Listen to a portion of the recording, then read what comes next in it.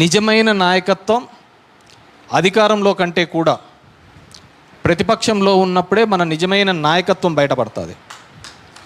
మన ప్రతిపక్షంగా ఒక లీడర్గా ఎదగాలి అనుకుంటే, ఒక లీడర్గా ఎమర్జ్ కావాలి అనుకుంటే అది ఒక ప్రతిపక్షంలోనే ఉంటాం తప్ప పాలకపక్షంలో అంత మంది ఉంటాయి. చిటికేస్తే పలికే వాళ్ళు ఉంటారు, చెప్తే ఆ పలికే ఏమైనా చేసే ఆఫీసర్లు ఉంటారు, మంది అంతా సర్వస్వంగా కనపడుతూ ఉంటుంది. కానీ ఆ నిజమైన రంగులు ఎప్పుడు కనపడతాయి, నిజమైన ఒక ఇది ఎప్పుడు కనపడతాయంటే అది కేవలం మనం ప్రతిపక్షంలో ఉన్నప్పుడే మన ప్రపంచాన్ని నీట్గా బాగా కనపడతాయి. ప్రపంచంగానంతా మనం బాగా స్పష్టంగా ఎప్పుడు కనపడతాయంటే ఎవడెవడు ఎలాంటి వాడు, ఎవడెవడు ఎలాంటి క్యారెక్టర్ ఫెలో, ఎవరెవడు ఎలాంటి క్యారెక్టర్ లెస్ ఫెలోస్ అనేది మనం చూడాలి అంటే అది కేవలం ప్రతిపక్షంలోనే తెలుస్తాయి. ఆ ప్రతిపక్షంలో మనమందరం కూడా గట్టిగా ఫైట్ చేయాల్సిన అవసరం ఉంటుంది. ఎందుకంటే ఎస్ఐఆర్ వస్తుంది.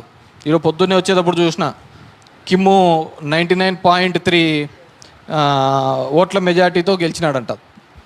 అవతల నిలబడలేదనుకో 99. అంటే మన జ్ఞానేష్ కుమార్ లాంటి చీఫ్ ఎలక్షన్ ఆఫీసర్ ఉంటే 99 ఏముంది, 100% అయినా కొడతారు.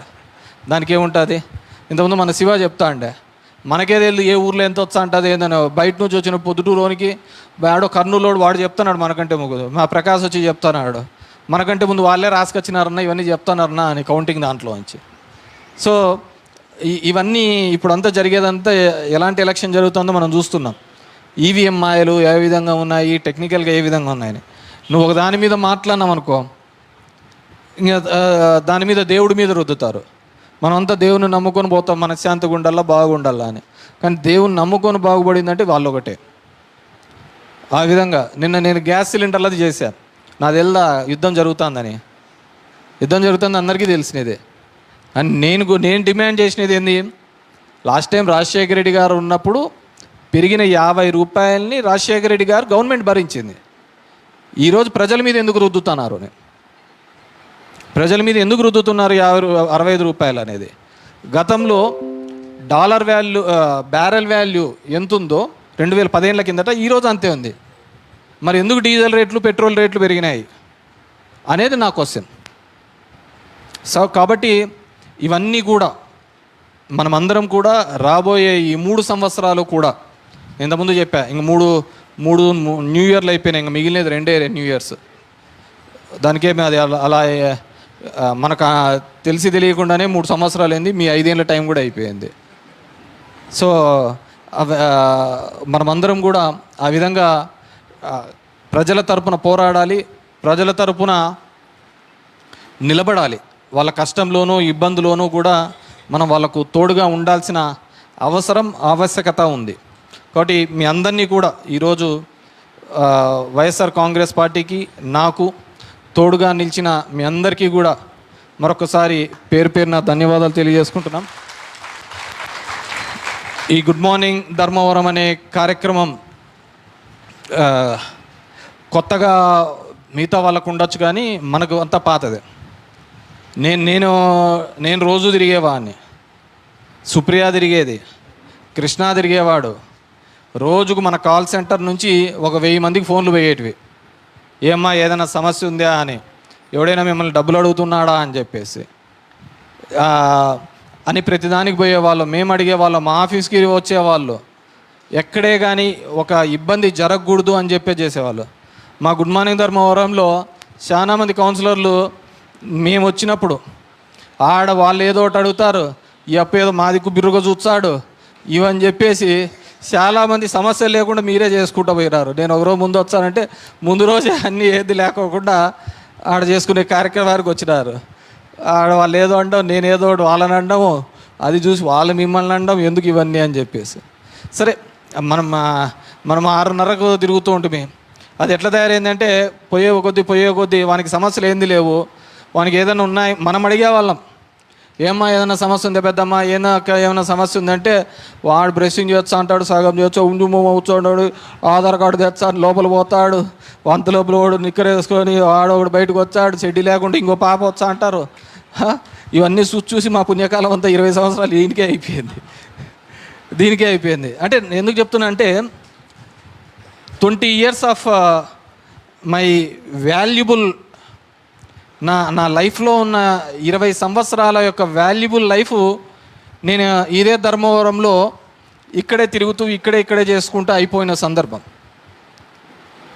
అన్నీ చేసిన తర్వాత ఎవడో పనికి మాల నా కొడుకు వచ్చాడు, వాడోడు వచ్చాడు, వీడోడు వచ్చా అంటాడు, మాట్లాడుతూ పోతున్న సందర్భం. మరి మనము ఎవరి కోసం కష్టపడినా అంటే లైఫ్లో డబ్బులు కావచ్చు, ఇంకోటిగా దానికంటే కూడా time is very much important. ఆ 20 ఏళ్ళ నా లైఫ్ అంతా కూడా బాగా తిరగాల్సిన వయసులో, బాగా ఎంజాయ్ చేయాల్సిన వయసులో, ప్రపంచాన్ని చూడాల్సిన వయసులో నేను ఈడీడి సందులన్నీ చూసాను. ఆడ పిఆర్టీ సందులోనూ ఈడీడి తిరుగుతాను 20 ఏళ్ళు కూడా. అంటే ఆ విధంగా అయిపోయింది. అంటే నా లైఫ్ అయిపోయింది, నా ఫ్యామిలీ లైఫ్ ఇదే అయిపోయింది. నా కొడుకుతో కూడా మేము చేసుకున్న జ్ఞాపకాలు ఉన్నాయంటే అవి ఏం లేవు. ఇక్కడున్న ఇళ్ళతో తిరిగిన సందర్భాలు గుర్తుకున్నాయి తప్ప మా 20 ఏళ్ళ నా కొడుకుతో తిరిగిన జ్ఞాపకాలు ఎక్కడ కనపడటం లేదు. ఆ విధంగా తయారైతే దరిద్రము ముక్కు మొహం తెలియని నా కొడుకులతో కూడా అనిపించుకోవాల్సిన పరిస్థితి వస్తుంది. చేసినారా అంటే వాళ్ళని తిరగమనండి, దమ్ము ధైర్యం ఉంటే. ఓని తిరిగే ధైర్యం ఉండదు. కాబట్టి ఇంతకుముందు చెప్పినట్టుగా ఎవడేందో వాళ్ళ బతుకులేందో తెలుసు. ఖచ్చితంగా దీని తర్వాత ఎవడి స్థానాల్లో ఎక్కడ చూపించాలో తెలుసు. మళ్ళీ ఇలాంటి మాట్లాడాలన్నా, ఇలాంటివి చెయ్యాలన్నా ఇంకొక 5-6 టర్మ్స్ ఈ ధర్మవరానికి అలాంటి మాట్లాడే మాటలకు, అలాంటి కారకూతలకు ఇంకొక 20 సంవత్సరాలు మళ్ళీ ఆ నోరెత్తుకోకుండా సమాధానం చెప్పే రోజులు కూడా తొందరలోనే ఉంటాయని చెప్పేసి తెలియజేసుకుంటూ, రాజకీయాల్లో ఏ రోజు కూడా క్యారెక్టర్ పోకుండా ప్రజల కోసమని పాటుపడతా వచ్చినాము. భవిష్యత్తులో కూడా జనం కోసం, నన్ను నమ్మిన కార్యకర్తల కోసం, లీడర్ల కోసం ఖచ్చితంగా నిరంతరం ఫైట్ చేస్తూనే ఉంటానని చెప్పేసి తెలియజేసుకుంటున్నాను. అదేవిధంగా చాలామంది కూడా ఫంక్షన్స్లో నేను ఇదని ఇస్తా అంటారు, రాలేదు అంటారు. వాళ్ళు ఒకటే అర్థం చేసుకోవాలి, నేను రాలేదు అంటే వాడు ఏదో, ఎందుకంటే నేను చాలా ఎమోషనల్. నన్ను నమ్ముకున్నవాడు నమ్ముకుంటే నేను చాలా నెత్తినెత్తుకుంటా. నేను హేట్ చేస్తే, నేను అసహించుకుంటే వాడిని ఎక్కడికంటే అక్కడికి అసహించుకుంటా. అదే నన్ను నమ్మి మోసం చేసినాడు, వాడు తిరగడ పన్నాడు అంటే వాడిని ఎంతవరకైనా కానీ అసహించుకున్న అంటే అంత దూరం పెడతాను. కాబట్టి చాలామంది బాధపడతా అంటారు, నేను ఇచ్చినా రాలేదు ప్రోగ్రామ్కి అని. నువ్వు రాలేదంటే ఏదో దొంగ పని చేసింటావనే నేను వచ్చిండాను, అంతకంటే వేరేది ఏంది లేదు. కాబట్టి ఈ ధర్మవరం నియోజకవర్గ ప్రజలకి ఎల్లవెల్లా అందుబాటులో ఉండి వాళ్ళ కష్టసుఖాల్లో తోడుగా ఉంటానని చెప్పేసి తెలియజేసుకుంటూ, ఈరోజు ఈ కార్యక్రమం ద్వారా ఈరోజు అందరూ టైం అయిపోయిన ఈ 34 మంది కౌన్సిలర్లకు వాళ్ళ టెన్యూర్ అయిపోయినందుకు సక్సెస్ఫుల్గా పార్టీకి కానీ నాకు కానీ ఎటువంటి రిమార్క్ లేకుండా, సరే చిన్నవన్నీ ఉంటూ ఉంటాయి, పార్టీకి కానీ ఎటువంటి సమస్య లేకుండా చేసిన మీ అందరికీ కూడా మరొక్కసారి పేరున ధన్యవాదాలు తెలియజేసుకుంటున్నా.